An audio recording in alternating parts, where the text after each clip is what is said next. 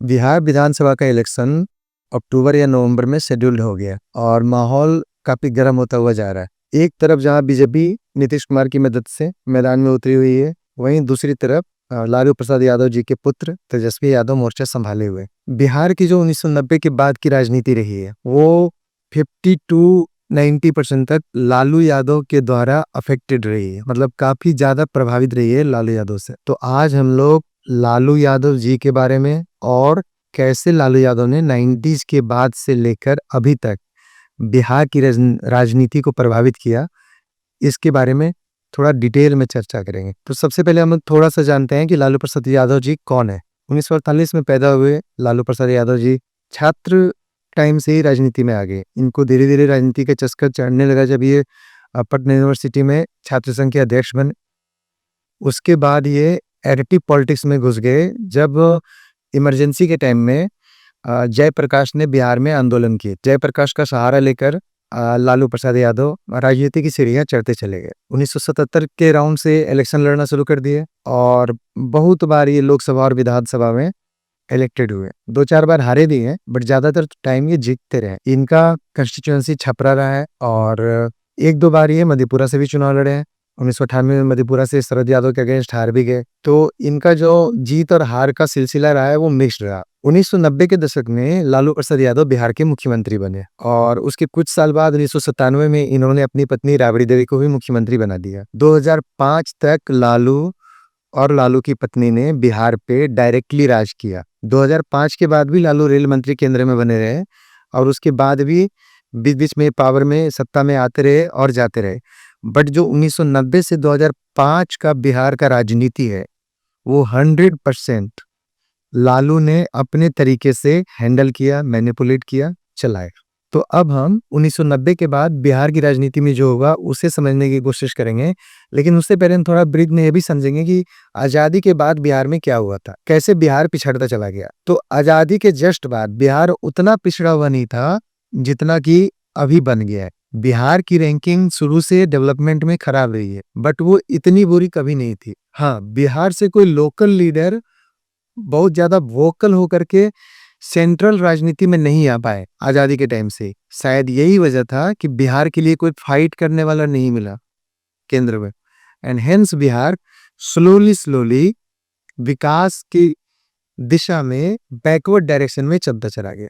1990 में से लालू प्रसाद यादव के मुख्यमंत्री बनने से पहले भी बिहार की हालत बहुत अच्छी नहीं थी, बट इनके बनने के बाद जो बिहार की हालत हुई उससे तो काफी अच्छी थी। बिहार में कुछ उद्योग धंधे भी चल रहे थे, बिहार का लॉ एंड ऑर्डर भी ठीक ठाक ही था। हाँ, कुछ करप्शन की घटनाएं बिहार में शुरू से घटती रही है और हमेशा कोई ना कोई कमजोर मुख्यमंत्री ही बिहार में बनते रहे हैं, चाहे वो श्री कर्पूरी ठाकुर जी रहे हों या श्री जगन्नाथ मिश्रा रहे हों। इन पर जगन्नाथ मिश्रा जी के टाइम में तो ऐसा बोला जाता है कि उन्होंने पटना का एकमात्र हो, जो पटना का गांधी मैदान है, उसको भी उन्होंने किसी अमेरिकन कंपनी को लीज पे दे दिया था और बाद में हो हल्ला हंगामा होने के बाद उन्होंने इसको वापस लिया। शातिर लालू प्रसाद यादव जी ने पहले ही फिगर आउट कर लिया था कि राजनीति में कैसे कदम जमाना है। 1990 तक आते आते इन्होंने कार्ड पॉलिटिक्स को अपना अखाड़ा बनाने का डिसीजन लिया और 1990 के इलेक्शन में जीतते हुए ये मुख्यमंत्री बन गए। इनके साथ उस समय बहुत सारे टॉप के लीडर्स काम कर रहे थे।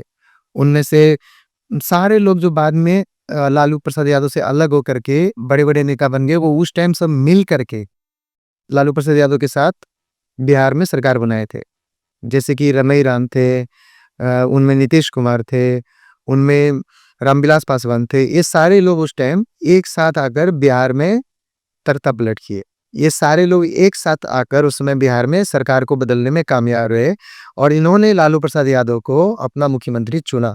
लालू प्रसाद यादव जातीय समीकरण पे के रथ पे सवार होकर इलेक्शन को जीते। लालू प्रसाद यादव कैलकुलेशन करके अपना जोड़घटा निकाल लिए कि बिहार में लगभग 14-15% यादव हैं, 16-17% मुस्लिम हैं। अगर इन दोनों को साथ लेकर के आगे बढ़े तो इनको आराम से लगभग 30% तक वोट आ जाएगा, जो कि बहुमत दिलाने के लिए ऑलमोस्ट एनफ होगा। और हल्का फुल्का वोट इन्होंने जो लोअर कास्ट के लोग थे उनको अपने साथ ला करके लेने का डिसीजन लिया और इसी रथ पर सवार होकर के ये कई बार बिहार में सरकार बनाते चले गए। यहाँ तक तो सब कुछ सही था, लेकिन ऐसा करने के चक्कर में लालू यादव ने जो हार्श डिसीजंस लिए, लालू यादव ने जिस तरह से सवर्णों को आने वाले लंबे समय तक रगड़ा, वो चीज बिहार की दौर दिशा अगले 40-50 सालों के लिए बदल के रख दिया। 1990 के बाद से बिहार एक से बढ़ के एक खाई में गिरता चला गया। ऐसा कोई एरिया नहीं था जिसमें बिहार न पिछड़ा हो, सिवाय क्राइम और किडनैपिंग के। हर मामले में बिहार न सिर्फ पिछड़ता चला गया, बल्कि बिहार की बदनामी नेशनल और इंटरनेशनल लेवल पे होना शुरू हो गया। Lalu Prasad Yadav but of all jokes बनकर रह गए और इन्होंने सारे बिहारियों को बट ऑफ ऑल जोक्स बना दिया पूरे भारत में। अब हम लोग इस बर्बादी को पॉइंट बाय पॉइंट समझने की कोशिश करेंगे। किस किस फील्ड में, सारे फील्ड को तो कवर करना पॉसिबल नहीं हो पाएगा, बट चलो कुछ इंपॉर्टेंट फील्ड्स को हम यहाँ डिस्कस करेंगे जिसमें लालू ने अतुलनीय डैमेज किया है। और वो डैमेज इतना ज्यादा था कि मुझे लगता है कि अभी 10-20 साल और लग जाएगा बिहार को उससे उबरने में। यहाँ पे अनलिमिटेड पॉइंट्स हैं जिसे डिस्कस किया जा सकता है। वो जंगल राज हो, वो एजुकेशन को चौपट किया जाना हो, चरवाहा विद्यालय वगैरह के नाम पे क्लासेस हमेशा के लिए बंद करवा देना हो, या फिर वो यंग पॉपुलेशन का हमेशा के लिए बिहार से पलायन करा देना हो, या फिर बिहार की औद्योगिक बर्बादी हो। मतलब बेसिकली अनलिमिटेड पॉइंट्स हैं, अनलिमिटेड एरियाज हैं जिसमें बिहार को बर्बाद किया गया।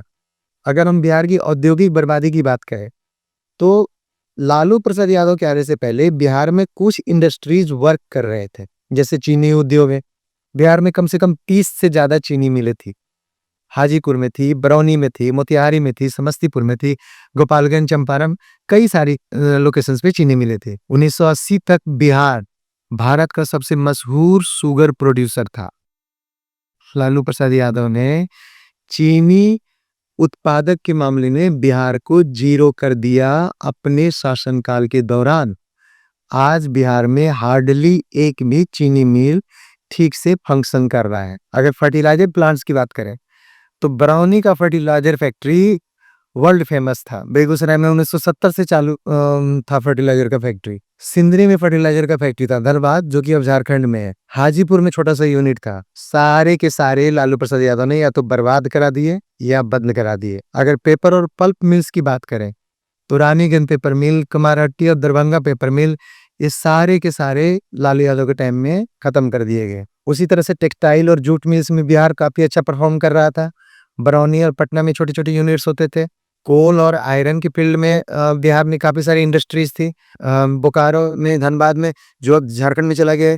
बट लालू जी ने या तो जानबूझकर या इन पर न ध्यान देते हुए इनमें से सारी इंडस्ट्रीज को एक एक करके बंद करवाने में अहम भूमिका निभाया।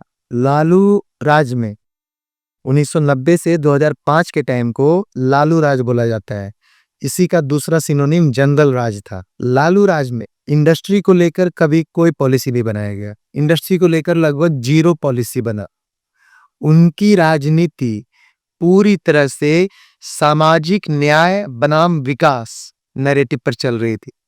मतलब लालू प्रसाद यादव पब्लिक को ये बोलकर बरगलाने में सक्सेसफुल रहे कि हमें विकास नहीं चाहिए, हमें जस्टिस चाहिए। जस्टिस से उनका मतलब था कि रिवेंज चाहिए। रिवेंज से उनका मतलब था कि जो अपर कास्ट है, सवर्ण है, जिसमें भूमिहार, ब्राह्मण, राजपूत और कायस्थ आते हैं बिहार में, जिनकी जनसंख्या ठीक ठाक है, उनका कहना था कि इन चारों कास्ट्स को बर्बाद कर दो, खत्म कर दो, डिस्ट्रॉय कर दो। लालू प्रसाद यादव मंच से ओपन भाषण दिया करते थे जिसमें वो बोलते थे कि भूरा बाल साफ करो। यहाँ भू का मतलब भूमिहार, रा का मतलब राजपूत, बा का मतलब ब्राह्मण और ल का मतलब लाला, मतलब कायस्थ।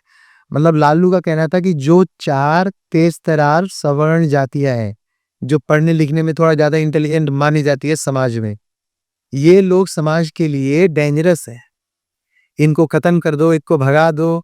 अब मतलब वो डायरेक्टली ये तो नहीं बोले इनको मार दो, बट साफ करो का यही मतलब निकाला जा सकता है। साफ करो मतलब खत्म कर दो, मतलब कह सकते हो कि मार दो, या नहीं मार दो तो उनको ऐसा बना दो कि वो कभी किसी लायक नहीं रहे। और शायद यही वजह था कि खासकर चार सवर्ण जातियों के लोग बिहार से जो पलायन करना स्टार्ट किए, कि आज भी बिहार में ढूंढने पे भी लगभग 15 साल 20 साल से लेकर के 40 साल के लोग इन जातियों में से रेयरली पाए जाएंगे। कोई भी बच्चा उस टाइम जो तेज तरार इन 4 जातियों से बिलोंग करता था, वो 100% बिहार छोड़कर भाग। जैसा कि मैंने बताया, लालू जी ने लगभग सारे इंडस्ट्रीज बंद करवा दिए। 1990 में ज्यादातर चीनी मिलें बंद कर दी गई। कारण क्या था? लालू यादव ने गन्ना किसानों को पेमेंट दिलाने पर ध्यान ही नहीं दिया। मशीनरी पुरानी होगी, उनको अपग्रेड नहीं किया गया, ना कोई पॉलिसी बनाई गई और ना ही उन पे कभी मरम्मत करवाई गई। बेसिकली जो मशीनें जब तक चल रही थी, खत्म हो गई, बंद करने को छोड़ दिया। नतीजा क्या हुआ?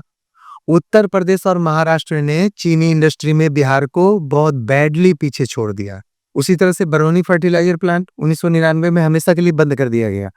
प्रॉब्लम फाइनेंशियल और टेक्निकल पहले से चल रहा था बरौनी फर्टिलाइजर प्लांट में, लेकिन किसी तरह से उसको मेंटेन करके चलाया जा रहा था।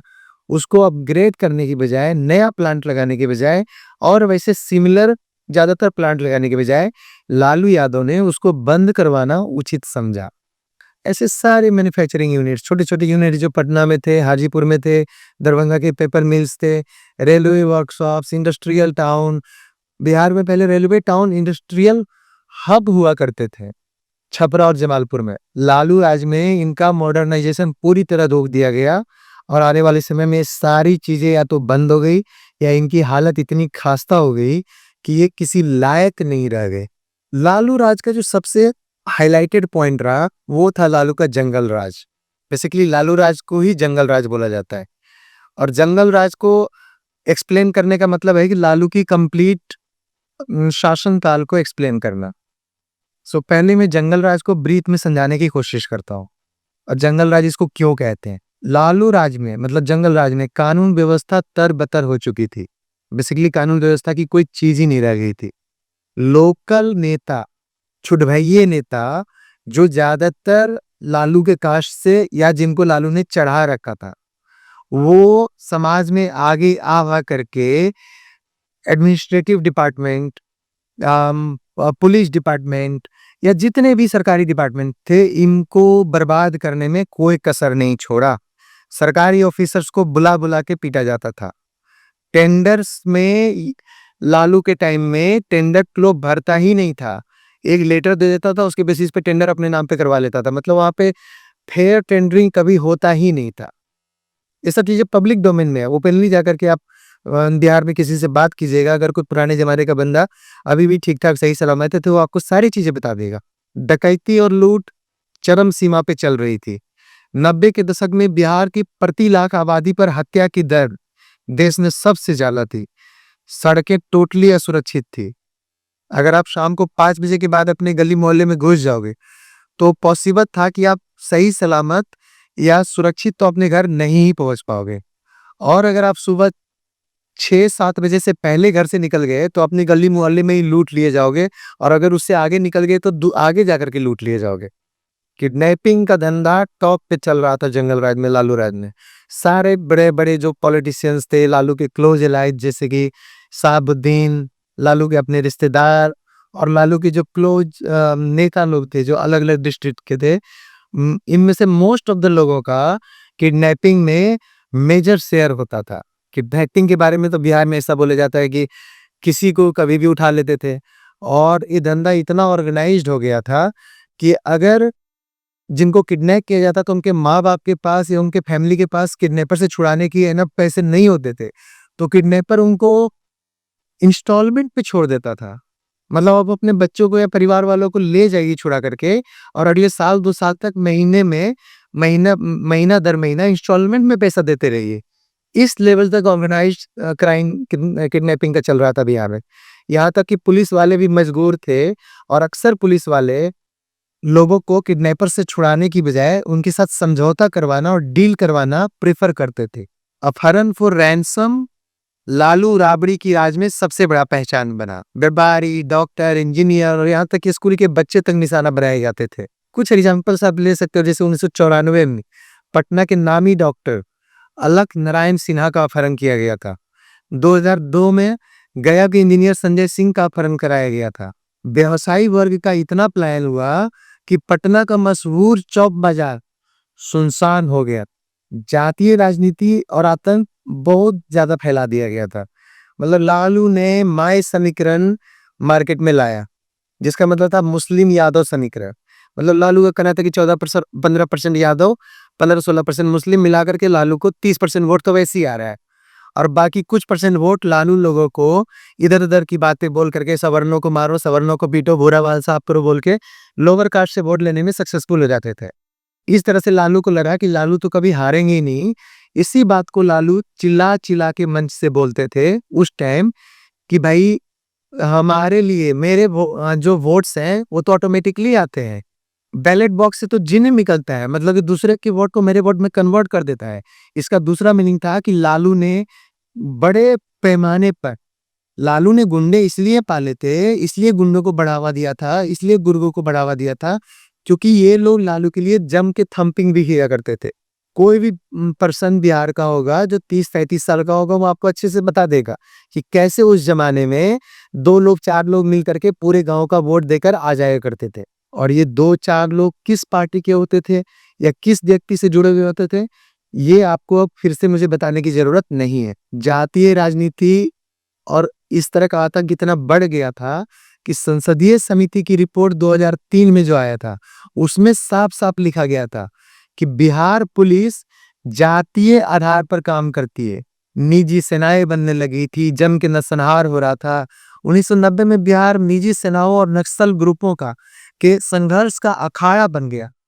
1990 में बिहार निजी सेनाओं और नक्सल ग्रुप्स के संघर्ष का स्ट्रगल का अखाड़ा बन गया था। भूमिहारों ने रणवीर सेना बना लिया, दलितों ने एमसीसी और पीडब्ल्यूजी बना लिया। दर्जनों नरसंहार हुए, अफसर नरसंहार, जहां पर भूमिहारों को गांव में घुस के 50 भूमिहारों को मार दिया गया। बथानी टोला नरसंहार 1996 में, जिसमें 21 दलितों की हत्या कर दी गई। लक्ष्मणपुर बाथे नरसंहार 1997 में, जिसने अगेन 58 दलितों को मार दिया गया। शंकर बिगहा नरसंहार, जिसने 23 दलितों को मार दिया गया। मतलब इतने नरसंहार होते थे, कभी भूमिहारों को मार दिया जाता था या प्रकाश को, तो कभी दलितों को मार दिया जाता था। और लालू 100% विफल रहा था इनको रोकने में। इनफैक्ट लोगों का तो ये इल्जाम हुआ करता था कि लालू इन चीजों को हवा देता है। लालू सरकार इन चीजों को बढ़ावा देती थी ताकि समाज आपस में टूटा रहे, लड़ाई झगड़ा करता रहे। और लालू इस तरह से हमेशा के लिए माई समीकरण को यूज करके पावर में बन जंगल राज ऐसे तमाम तरह की भ्रष्ट नीतियों से भरा रहा। चारा घोटाला जंगल राज में हुआ, भ्रष्टाचार चरम सीमा पे पहुंचा। उस जमाने में 950 करोड़ का घोटाला चारा घोटाले के अंडर किया गया। आज के टाइम में उसकी वैल्यू 10-20 हजार करोड़ से भी ऊपर चली जाएगी। ये आरोप लालू यादव पे साबित भी हुआ और लालू यादव जी इसके लिए जेल भी गए। लालू यादव पे 27 से लेकर 32.5 साल का सजा सुनाया जा चुका है। और उस सजा सुनाने के बाद लालू यादव जी अभी जेल से बाहर हैं। बिहार से टैलेंट का पलायन ऑर्गेनाइज्ड तरीके से कराया गया, क्योंकि लालू प्रसाद यादव जी को पता था कि शासन अच्छा हो या बुरा हो, एक ना एक दिन जनता शासक से उब ही जाती है। मतलब लालू प्रसाद यादव समझ रहे थे कि नो मैटर वो कितना अच्छा सरकार चलाएं या कितना बुरा सरकार चलाए, खैर अच्छा तो वो चला ही नहीं पाए। अगर वो अच्छा भी चलाते तब भी, और अगर बुरा चलाते तब भी, आज न कल सरकार तो बदलनी ही थी, क्योंकि एंटी इनकम्बेंसी जनरली आ जाती है। तो एंटी इनकम्बेंसी की वजह से जनता सरकार बदल देती है और लालू जी इस बात को अच्छे तरह से समझ रहे थे। बट अच्छाई तो खैर उन्होंने इस बिहार में कुछ किया ही नहीं, तो वो और ज्यादा अच्छे से समझ रहे थे कि आज न कल उनकी सरकार को बिहार में बदल दी जाएगी। लेकिन सरकार बदलते कौन है? समाज में सरकार को बदलते हैं जो समाज का गर्म खून होता है, मतलब जो यंग पॉपुलेशन होता है। यहाँ पे लालू यादव ने अपना मास्टर स्ट्रोक चला। कास्ट पॉलिटिक्स उनका पहला मास्टर स्ट्रोक था, क्राइम को बढ़ावा देना दूसरा मास्टर स्ट्रोक था। लेकिन जो अव्वल दर्जे का और तीसरा मास्टर स्ट्रोक था, वो था टैलेंट का पलायन, यंग लोगों का पलायन। लालू यादव ने इस तरह से प्लानिंग किया कि एक भी यंग टैलेंटेड पर्सन बिहार में ना टिके। इसलिए उन्होंने बिहार को क्राइम का अखाड़ा बना दिया। पकड़ुआ विवाह, किडनैपिंग का हब, एजुकेशन जीरो, चरवाहा विद्यालय खोलते थे वो बिहार में। चरवाहा विद्यालय मतलब आप नाम से समझ सकते हो, विद्यालय खुल गया, वहां के लोग भैंस चरा रहे हैं, वहां के लोग गाय चरा रहे हैं, सुअर पालने वाले वहां आकर के बैठ के सुअर पाल रहे हैं। मतलब स्कूल में पढ़ाई क्या होगी, आप स्कूल में बैठ के सुअर पालो, भैंस चराओ, बैल चराओ, गाय चराओ। इस वजह से एजुकेशन का स्तर बिहार में दुनिया के सबसे निम्न स्तर पे चला गया। लालू यादव को क्या बेनिफिट हुआ? जो भी ठीक-ठाक लोग बिहार में मिडिल क्लास और अपर क्लास थे, उन्होंने अपने बच्चे को बिहार से बाहर भेजना शुरू कर दिया एजुकेशन के लिए। और क्राइम इतनी ज़्यादा बढ़ चुकी थी कि सेफ्टी की वजह से उन्होंने अपने बच्चों को सलाह करना शुरू कर दिया कि भाई तुम लोग बिहार से बाहर ही बस जाओ। और ये सिलसिला अगले 15, 20, 30 वर्षों तक जारी रहा। इन लोगों के अंदर डर इतना ज़्यादा बैठ गया था कि लालू शासन के जाने के बाद भी इन्होंने इसी प्रोग्रेस को जारी रखा, इसी प्रक्रिया को जारी रखा, इस डर से कि लालू कहीं दोबारा से सत्ता में ना आ जाए। इसलिए आज भी लोग बिहार से अपने बच्चों को बाहर पढ़ने लिखने के नाम पे भेजते हैं और उधर ही सेटल होने जाने को समझाते हैं। और यही वजह रही कि जितनी भी यंग टैलेंटेड जनता थी, खास करके जो गरम खून था, वो बिहार से सब के सब बाहर चला गया। ये कोई मिस्टेक या गलती से नहीं हुआ, ये लालू प्रसाद यादव की सोची समझी साजिश का हिस्सा। और यही वजह है कि आज बिहार में 30s 40s के टैलेंटेड लोग हार्डली 2-4 भी पाए जाते हैं। लालू प्रसाद यादव को फायदा ये हुआ कि इसके जो पुराने सपोर्टर्स थे, जो कि इसको आज भी सपोर्ट करते हैं, वो लालू प्रसाद यादव का एक कट्टर वोट बैंक बन गए और इसको हमेशा के लिए वोट देते चले गए। और जो यंग जनरेशन आया, वो चूंकि बिहार में टिका ही नहीं, तो लालू को इनसे कहीं से खतरा महसूस ही नहीं हुआ। और लालू ने जो प्लानिंग करके इनको भगाया था, वो हमेशा हमेशा के लिए कामयाब हो गया। आर्थिक दर की तो बात ही क्या करनी है। जब भारत का भी ग्रोथ रेट बहुत कम था, बट फिर भी 6%, 7%, 5.5% चल रहा था उस जमाने में, तब लालू प्रसाद यादव ने बिहार का ग्रोथ रेट कम करके 2% पे ले आया था। मतलब बेसिकली वो 2% भगवान भरोसे हो रहा था। जबरदस्ती कुछ बिहार में जो उपज जा रहा था, जो कोयला-तोयला निकल जाता था झारखंड वाले एरिया में, उसकी वजह से वो 2% का ग्रोथ रेट चल रहा था। अगर लालू का बस चलता, तो वो बिहार में -10, -20% ग्रोथ रेट दिखा देता। इन्हीं सारी चीज़ों को थोड़ा और डिटेल में समझने की कोशिश करते हैं। तो ये था ब्रीफ में जंगल राज का परिदृश्य। अब लालू राज को थोड़ा-सा और डिटेल में हम लोग समझेंगे।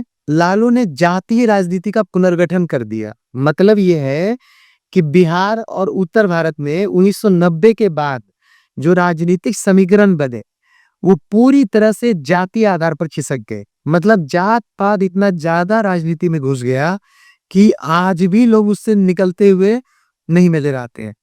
लालू यादव ने सवर्णों को इतना ज़्यादा प्रताड़ित किया कि सवर्णों को एक 2 जनरेशन लग जाएगा ओबीसी और लोअर कास्ट के प्रति अच्छा फील करने में।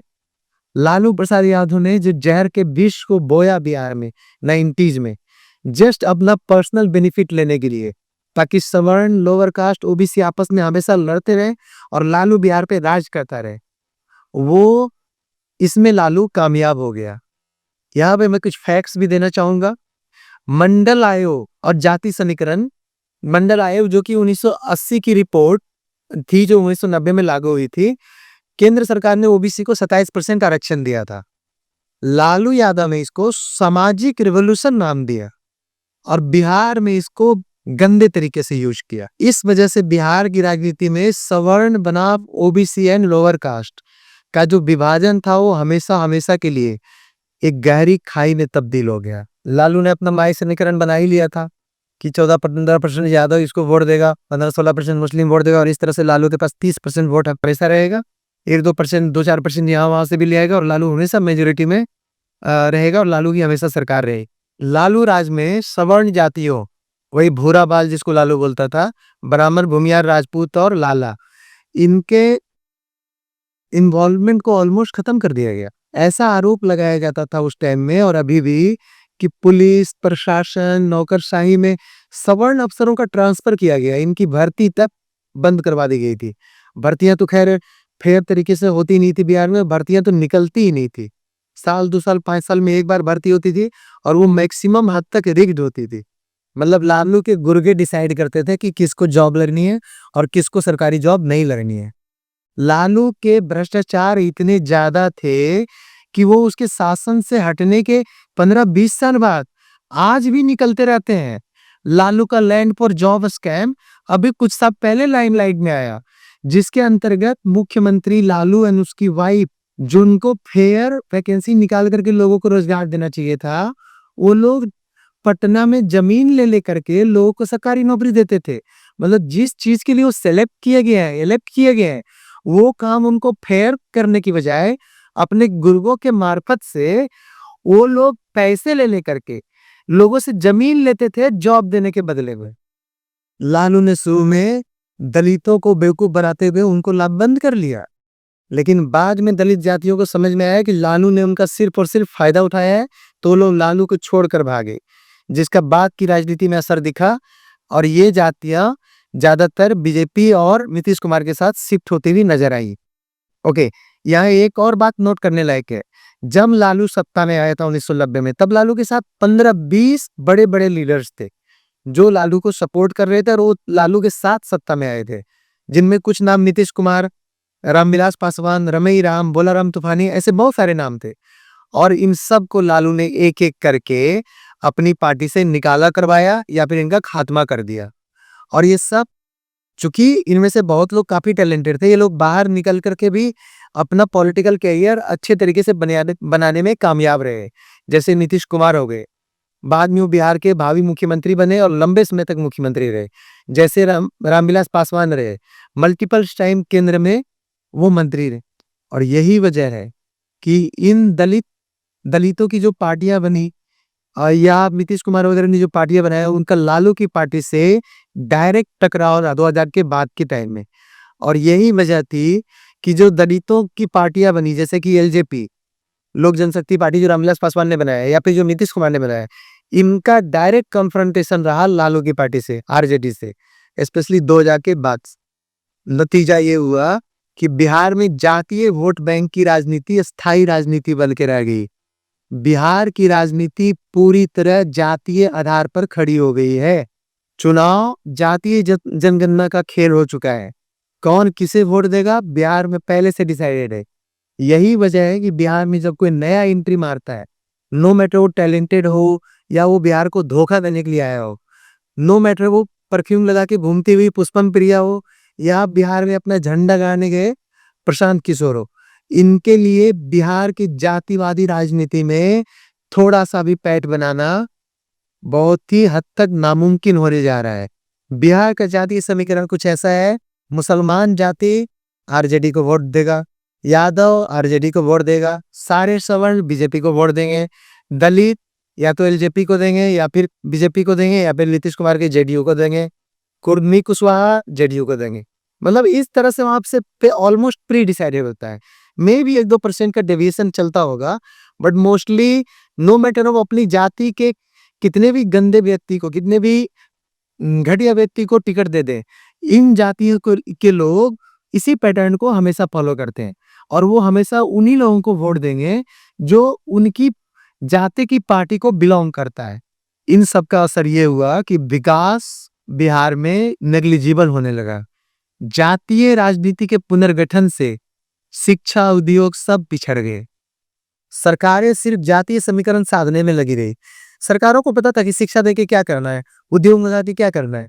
अब जो लालू के बाद की भी सरकारें आई, वो भी इस घन चक्कर में फंस चुकी थी। अब उनको भी पता कि कितना कुछ भी कर लो, जो जाति लालू को वोट देती है वो हमें वोट देगी नहीं, तो फिर वो विकास पे ज्यादा फोकस करते ही नहीं है। वो मोस्टली अपनी जाति या अपने सपोर्ट करने वाली जातियों को थोड़ा बहुत लेने देने में लगे रहते हैं। 2005 तक स्पेशली बिहार की पहचान जातीय युद्ध और जनरल राज से होने लगी थी। जातीय राजनीति का पुनर्गठन लालू राज का सबसे इंपॉर्टेंट कंट्रीब्यूशन रहा है। इसने बिहार को वोट बैंक का प्रयोगशाला बना दिया, जहां विकास का मतलब सिर्फ जातीय आरक्षण और जातीय पहचान रह गया। जनरली बोला जाता है कि अगर राज्य में कोई दरोगा होगा, मतलब सब इंस्पेक्टर लेवल का बंदा होगा, तो उसको डायरेक्ट प्रमोशन करके एसपी या डीएसपी नहीं बनाया जाता है। बट ऐसा माना जाता है कि लालू के टाइम में लालू ने ऐसे कई लोगों को डायरेक्ट दरोगा से एसपी और डीएसपी बना दिया था प्रमोशन देकर के, क्योंकि वो लालू के एक नंबर के चापलूस थे। लालू राज्य में अधिकारियों के तबादले और पदस्थापन जातीय और राजनीतिक निष्ठा पर आधारित होने लगे। जो जितना लालू की खुशामद करता, उसको उतना अच्छा पोस्ट और उतना अच्छा लोकेशन पे ट्रांसफर कर दिया जाता। रूल ऑफ लॉ की जगह रूल ऑफ लालू चलने लग गया था। लालू के शब्द ही उस जमाने में कानून हुआ करते थे। लालू ने बोल दिया, बस उसी का पालन होना है। जो अफसर आदेश ना माने उसका ट्रांसफर, उसको सस्पेंड कर दो। लालू खुद कहते थे कि अफसर जनता की सेवा करे। सेवा करने से यहाँ मतलब था कि जनता की बात मानो, जनता का जी हुजूरी करो दिन रात। मतलब जनता से मतलब था लालू के गुर्गे। मतलब लालू के गुर्गे उनको मारे, पीटे, धमकाए, गाली गलौज करे, वही अफसर चुपचाप रहे। उनकी हाँ में हाँ मिलाए, बिना टेंडर भरे को टेंडर दिया करें, कहीं भी फेयर सिस्टम ना चलाए। ये मतलब था लालू का, जब वो बोलते थे कि अफसर जनता की सेवा करें, कानून को तो हम देख लेंगे। ऐसा लालू जी बोला करते थे उस जमाने में। मतलब अफसर का काम कानून का देखभाल करना नहीं था लालू के टाइम में। उनका काम लालू के गुर्गे, इनके छुड़वैये और बड़े गुंडों की सेवा करना था। लालू का कहना था कि कानून तो हम देख। भ्रष्टाचार और घोटाले भर भर के आते रहे। 1996 में जो आउट हुआ, जो कि चल तो पहले से ही रहा था, बट बाहर 1996 में बीजेपी सरकार आने के बाद हुआ, और वो था चारा घोटाला, जिसमें ब्यूरोक्रेसी नेता सब मिले हुए थे। मल्टीपल नेता मिले हुए थे, टॉप पे लालू प्रसाद यादव थे। सब ने मिलजुल करके बुरी तरह से चारा के नाम पे थाउजेंड्स ऑफ करोड़ रुपीस का गबन कर लिया। एक डेटा यहाँ पे मैं बताना चाहूंगा। उस टाइम जब मुर्गियां 40-50 रुपए की मिलती थी, तब ये लोग मुर्गियों के चारे के लिए तथाकथित 30-40 रुपए एक दिन का खिलाने के नाम पे ले लेते थे। एक एग्जाम्पल मैं यहाँ पे मेंशन करना चाहूंगा कि उस जमाने में जब मुर्गियों की कीमत ही 30-40 रुपए हुआ करती थी, तब ये लोग मुर्गियों को खिलाने के नाम पे डेली का 10 रुपए से 40 रुपए निकाला करते थे। इस तरह से करके इन्होंने चारा घोटाला किया था। हजारों करोड़ का चारा घोटाला हुआ, जिसमें ब्यूरोक्रेट्स, ट्रेजरी अधिकारी, पशुपालन विभाग सब इन्वॉल्व थे, नेताओं के अलावा। अफसरों को तो पहले से ही पता था कि अगर हम लालू को खुश करेंगे तो सब माफ है, इसलिए सबने खुलेआम ये सब किया। आज भी बिहार के ग्रामीण इलाकों में कई सारे छोटे लेवल के लालू के जमाने के मुखिया वगैरह मिल जाएंगे, जो इसी फॉर्मूले पे चल रहे हैं। लोकल पदाधिकारियों को मिला करके जम के लूटते रहते हैं, और लोकल पदाधिकारी सोचते हैं कि इसको मिला करके रखेंगे तो सब चल जाएगा, जैसे लालू के टाइम में चलता था। कानून व्यवस्था को तो लालू ने खत्म करके रख दिया। पुलिस को जानबूझकर कमजोर कर दिया। अफसरों को अपराधियों के खिलाफ सख्त कार्रवाई से रोका गया, क्योंकि अपराधी ही इनके अपने बुर्गे थे। बिहार का सबसे बड़ा अपराधी शहाबुद्दीन लालू का राइट हैंड मैन माना जाता था। लालू के अपने रिश्तेदार मोस्ट ऑफ द क्राइम्स में डायरेक्टली या इनडायरेक्टली इन्वॉल्व पाए जाते थे, जिनसे बाद में लालू ने दूरी बनाने का नाटक भी किया। बिहार का सबसे बड़ा उद्योग किडनैपिंग इंडस्ट्री बन गया। सारे अदर उद्योग बंद कर दिए गए और किडनैपिंग टॉप पे चला दिया गया। 1990 से 2005 में सबसे ज्यादा अपहरण बिहार में हुए हैं। बड़े बड़े कारोबारी, डॉक्टर, इंजीनियर और यहाँ तक कि सरकारी अफसर तक किडनैप हुए। पुलिस मूक दर्शक बनी रही, क्योंकि अपराधियों के सबके राजनीतिक लिंक थे। बेरोजगारी टॉप पे चलती चली गई। नए रोजगार प्राइवेट सेक्टर में लगाए नहीं गए, व्यापारियों को भगा दिया गया, वैकेंसी सरकारी निकलते नहीं थे, सिफारिश और घूस के बेसिस पे सरकारी नौकरियां दी जाती थी। टीचर के रिक्रूटमेंट में, पुलिस के रिक्रूटमेंट में जम के घोटाले होते थे, जातीय पक्षपात चलाया जाता था। शिक्षा और प्रशासनिक संस्था पूरी तरह ठप हो गई। युवाओं का पलायन दिल्ली, पंजाब, महाराष्ट्र की ओर स्टार्ट हो चुका था। उद्योग और व्यवसाय बर्बाद होने शुरू हुए, और अफसर भी इनके प्रति टोटली उदासीन हो गए। Sindri fertilizer plant, Barauni refinery, चीनी मिलें आदि सब के सब बर्बाद कर दिए गए। लालू राज ने इन उद्योगों पर कोई ध्यान नहीं दिया गया। अफसर केवल कलेक्शन मशीन बनकर रह गए। व्यापारी वर्ग को न पुलिस सुरक्षा मिली, न प्रशासन से समर्थन मिला। सभी व्यापारी बिहार छोड़कर भागे। इनफैक्ट लालू ने अपनी बड़ी बेटी की शादी में, और ये चीजें सारे न्यूज में कवर हुई थी, टीवी चैनल और न्यूज़पेपर्स में, लालू ने अपनी बड़ी बेटी की शादी में सैकड़ों नई गाड़ियां शोरूम से उठा लिया था, गेस्ट्स को पिक करने के लिए पटना एयरपोर्ट से। मतलब नई नई गाड़ियां शोरूम से उठा करके लालू की बेटी की शादी में फ्री में नहा दिए गए और चलाए गए। और सैकड़ों हजारों किलोमीटर चलाने के बाद कुछ गाड़ियां लौटाए गए और कुछ नहीं लौटाए गए। ऐसे तमाम एग्जाम्पल्स हैं, जो मैं अगर दूंगा तो बहुत लंबा वीडियो चला जाएगा। आईपीएस अफसरों की हालत उस लालू के राज में नौकरों की तरह हो गई थी। लालू के भाषणों में कई बार आईएएस अधिकारियों को मंच से ही डांटना, हंसी उड़ाना, उनकी अथॉरिटी को लालू ने खत्म कर दिया था। कुत्तों जैसा ट्रीटमेंट करते थे उनके साथ लालू प्रसाद यादव। नतीजा ये हुआ कि अफसर भी धीरे धीरे चापलूस बनते चले गए। उनको भी पता था जैसा राज होगा वैसे ही काम होगा। भ्रष्टाचार को सभी ने अपना लिया। या ऑलमोस्ट सभी ने अपना लिया। पुलिस प्रशासन अधिकारियों के सामने में बेबस थे। अफसर जनता के प्रति जवाबदेह नहीं, सिर्फ नेता के प्रति थे। सरकारी संस्थाओं की गिरावट हुई। विश्वविद्यालय में क्लासेस जीरो कर दिए गए। अस्पताल में या तो डॉक्टर नहीं रहेंगे या डॉक्टर की पोस्टिंग ही नहीं होगी, या तो पोस्टिंग हुई भी होगी तो डॉक्टर अवेलेबल नहीं होंगे। उद्योग धंधे सब चौपट हो गए। मतलब प्रशासनिक ढांचा जो था वो पूरी तरह से बर्बाद हो गया। नौकरशाही का काम जहाँ रूल ऑफ लॉ चलाना था, वहां जस्ट वो rule of caste, rule of corruption में बदल गई। बिहार से न सिर्फ उद्योग और शिक्षा खत्म हुई, बल्कि ब्रेन ड्रेन बड़े लेवल पे चला। बिहार में अपहरण शब्द जनरलाइज कर दिया गया था, सामान्यीकरण कर दिया गया था। मतलब लोग इसको सीरियसली नहीं लेता था। कोई भी कहीं भी किसी का भी किडनैप कर लेता था, कहीं भी हो जाता था। मर्डर आम चीजें हो चुकी थी लालू राज में। पकड़वा विवाद, मतलब कोई भी कैसा भी होगा उसकी शादी कहीं भी करा दी जाएगी। जनरली शादी ब्याह बहुत अच्छे से देख कर भी कराई जाती है, लेकिन पकड़वा विवाह में कोई किसी को नहीं उठा लेता था और कहीं भी ले जाके किसी से भी शादी करवा देता था गन पॉइंट पे, और सामने वाला बंदा कुछ नहीं कर पाता था। ये सब पहचान थी लालू राज की। लालू राज में अपराधियों को न सिर्फ संरक्षण मिलता था, बल्कि उनको बड़े बड़े पोस्ट दिए जाते थे, मंत्री बनाया जाता था, सांसद विधायक बनाए जाते थे। सबसे बड़ा डॉन लालू का शहाबुद्दीन, मोहम्मद शहाबुद्दीन सिवान का डॉन कहलाता था। शहाबुद्दीन को सिवान में सब लोग डर के मारे साहब बोलते थे। आनंद मोहन सिंह जो माफिया डॉन था, राजनीति में 100% एक्टिव रहा करता था। सूरज भान सिंह, पप्पू यादव, ये लोग आपराधिक छवि होने के बावजूद लालू राज में पनपे हैं। शहाबुद्दीन के राज को सिवान में शहाबुद्दीन का सल्तनत कहा जाता है। हत्या, अपहरण, रंगदारी, ये सब शहाबुद्दीन का तकिया कलाम था। पुलिस प्रशासन बेबस थी शहाबुद्दीन के आगे। पुलिस प्रशासन नौकर की तरह एक टांग पे खड़ा रहती थी शहाबुद्दीन के सामने में। 2004 में चश्मे की फैक्ट्री के मालिक चंद्रकेश्वर प्रसाद चंदा बाबू की तीनों बेटों की हत्या कर दी थी। शिवान का सबसे चर्चित मामला है। तीनों बेटों की हत्या शहाबुद्दीन ने तेजाब में डाल के किया था, जिसके आरोप में उसको सजा हुई और वो जेल में ही कुत्तों की मौत मरा। 90s के अखबार का मेन हेडलाइन दिल्ली का यही होता था, इंजीनियर का अपहरण कर शादी, प्रोफेसर को बंदूक की नोक पर मंडप में बिठाया, डॉक्टर के बेटे को उठाकर डॉक्टर से 4 करोड़ की फिरौती मांगी। लालू राज में सब नॉर्मल था।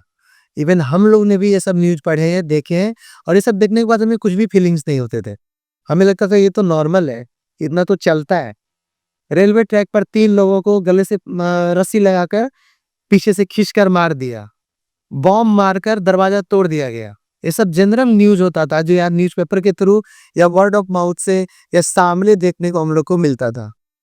ये था लालू राज का भयावह सच। शिक्षा के नाम पे लालू ने चरवाहा विद्यालय शुरू किया बिहार में। चरवाहा विद्यालय बिहार के एजुकेशन को हमेशा के लिए खत्म कर दिया। आने वाला 40-50 साल तक बिहार की शिक्षा अंधकार में हो गई, और शायद यही वजह है कि बिहार से यंग लोगों का प्लान आज भी रुकता हुआ नहीं नजर आता है। यूनिवर्सिटीज और कॉलेजेस में न सिर्फ क्लासेस बंद करवाए गए, मतलब प्रोफेसर्स क्लास ही नहीं आते थे, सारे प्रोफेसर्स लालू की पार्टी से जुड़ने लगे, और जो इनकी पार्टी से नहीं जुड़ते थे उनको धमका करके या तो भगा दिया जाता था, नौकरी से निकाल दिया जाता था, या फिरौती ले जाती थी। ये सारे प्रोफेसर नेता बन गए। क्लास इनको करना ही नहीं था।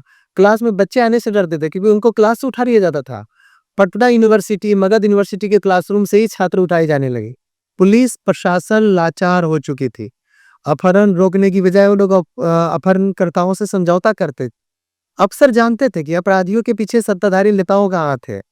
कई थानों में अपराधियों का कटआउट लगा होता और आम लोग पुलिस स्टेशन जाने से डरते थे। जब व्यापारी बिहार से भागना शुरू किए तो निवेश का भी पलायन हो गया, मतलब इन्वेस्टमेंट बिहार में जीरो होता चला गया, और ये बिहार की आर्थिक बर्बादी का मुख्य कारण बना, जिसके सेंटर में आप लालू राज को पाओगे और लालू की जंगल राज को। बिजली, पानी, ये सब खत्म होता चला गया। ना ही लालू ने नॉर्थ बिहार के बाढ़ को कंट्रोल करने के लिए कभी कोई कदम उठाया। लालू के पास तो इतना टाइम ही नहीं होता था कि विकास के लिए कुछ करे। और ना ही लालू ने साउथ बिहार में जो सूखा पड़ता था उसके लिए कोई कनाल या कोई और सिस्टम बनवाया। बिहार में 1990 से 2005 के बीच पावर सप्लाई सबसे खराब रही। बिजली तो हमारे यहाँ आता ही नहीं था। गांव के गांव जहां पहले बिजली थोड़ी बहुत आती भी थी, वहां से तार काट दिए गए। जब बिजली आनी नहीं है तो तार चोरों ने तार भी चोरी कर लिए। मतलब अगर दिन भर में या महीने में एक दिन 1 घंटे के लिए बिजली आ जाए, तो लोग खुशी के मारे गाँव में नाचने लगते थे। ये हालत कर दी थी लालू ने बिहार की बिजली के मामलों। 2001 की जनगणना के मुताबिक बिहार के केवल 10% घरों में बिजली थी। उद्योग बिना बिजली पानी के टिक ही नहीं पाए। सड़क और परिवहन इतनी खराब थी कि ट्रकों और माल ढुलाई का खर्चा कई गुना बढ़ गया था। पढ़े लिखे युवा और पेशेवर लोगों का बड़े पैमाने पर प्लान करवाया गया। कारण मैं पहले भी बता चुका हूँ, लालू को डर था कि अगर यंग लोग, पढ़े लिखे लोग बिहार में रहेंगे तो आने वाले समय में लालू और उसकी फैमिली को सत्ता से उखाड़ फेंकेंगे। इसलिए लालू ने टैलेंटेड लोगों को बिहार से भगाने का फुल प्रूफ प्लान बनाया, जिसके तहत एजुकेशन चौपट कर दिया, रोजगार चौपट कर दिए, सड़कें वगैरह चौपट कर दी, बिजली पानी चौपट कर दिया।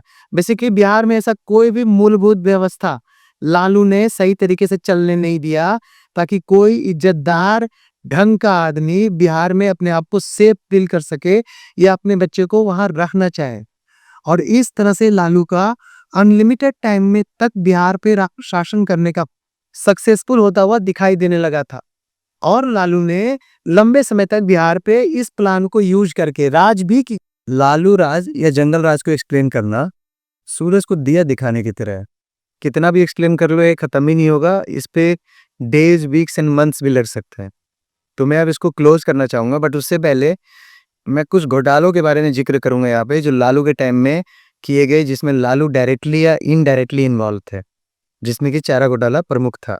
उन घोटालों में लालू की भूमिका पे भी डिस्कशन होगा। जो मुकदमे और सजाएं लालू को सुनाई गई है उस पे डिस्कशन चलेगा, और जेल से बाहर निकलने की लालू प्रसाद की राजनीति को भी बताया जाएगा। चारा घोटाला का जो कार्यकाल है, ये एक लंबा घोटाला रहा है। तो चारा घोटाले का कार्यकाल 1977 से 96 तक का माना जाता है। वैसे तो घोटाले की राशि लगभग 950 करोड़ की मानी गई है, बट उसका अभी के टर्म में अगर हम वैल्यूएशन करेंगे तो वो करीब करीब 10-20 हजार करोड़ आएगी। असली मामला क्या था?